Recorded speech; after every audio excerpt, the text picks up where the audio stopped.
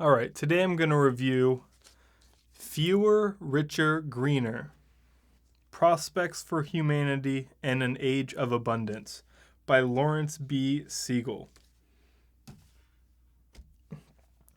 So I heard about this book from a review in the Wall Street Journal, and I've read books on similar topics, so I went out and I grabbed this book because it was new, and I figured it must have a pretty good reputation if it's going to show up in the Wall Street Journal. So I picked it up and I gave it a read.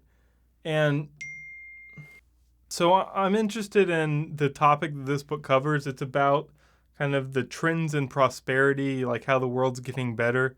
And it's similar to some other books that I've read, at least in premise. So I hope this book would kind of take that idea further and extend it, incorporate more new research. But what I found was that this book really didn't have anything very original. In fact, this book came off as highly derivative.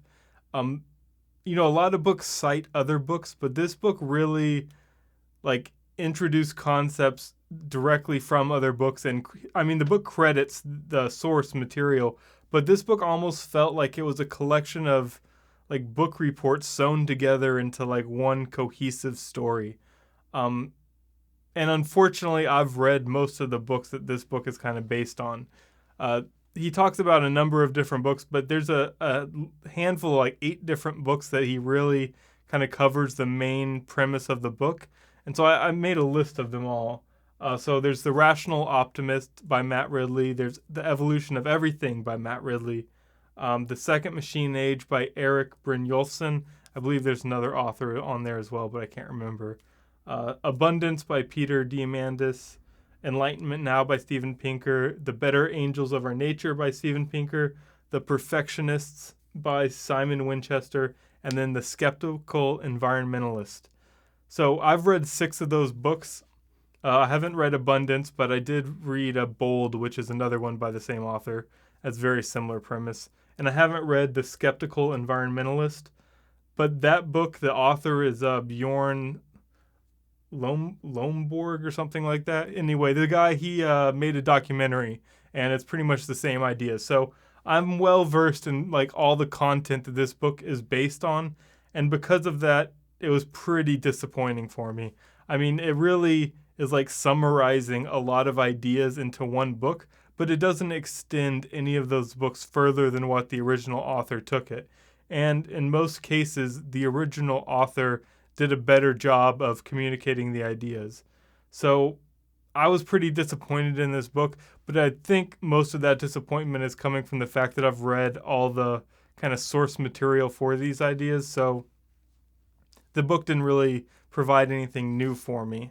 I think if you're interested in the concept of where global trends and prosperity are going, and you kind of have a more economic perspective, then this book might be pretty good for you.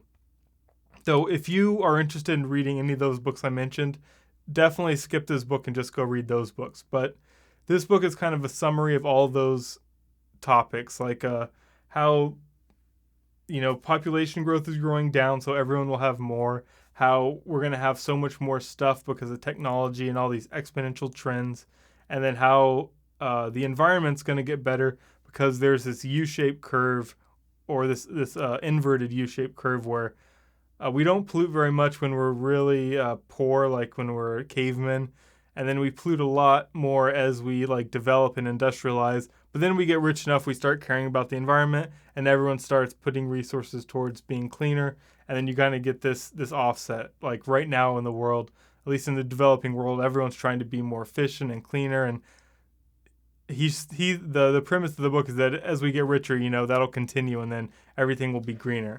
So it's a point that's been made before, but if you want to know all of those ideas in one book and you don't plan to read a lot more, then you could take a look at this book. I will say that I think Steven Pinker's book, Enlightenment Now, is pretty similar to this book because it covers a lot of topics as well. And overall, Steven Pinker, I think, is a better writer. So go that direction if you're going to choose one book. But I don't know, maybe if you care more about the financial aspects, choose this book. But overall, I mean, this book doesn't place very highly in my rankings, but I could see, so I can put myself in the shoes of someone who might want to read this book. So if you're interested in all those topics and you only have time to read one book, then maybe go look at this book. But for everyone else, just stick to the source material because I think it's a lot better. All right, so one quick point that I forgot to mention is that this book has a really high production quality. So the pages are really nice, and there's tons of photos and charts and everything. It's almost like a textbook style paper. It's a much higher quality book than a lot of the other books I've read, and I definitely noticed when I was reading this book that there's a lot of care and like effort went into constructing this book, and it's a really beautiful book to look at, and that was a positive for this book. Even though I didn't really like the book that much, it's really beautiful, and I wanted to note that and communicate that in the review because I did appreciate how much there was to look at in this book and how many charts and photos and graphics and how all those tools were used. I really appreciated that. Still wasn't my favorite book, but definitely if you want something pretty to put on your shelf, that is a pro for this book. So I hope you guys like this review. I've got more reviews coming soon, so like, subscribe, and I hope to see you guys in the next one.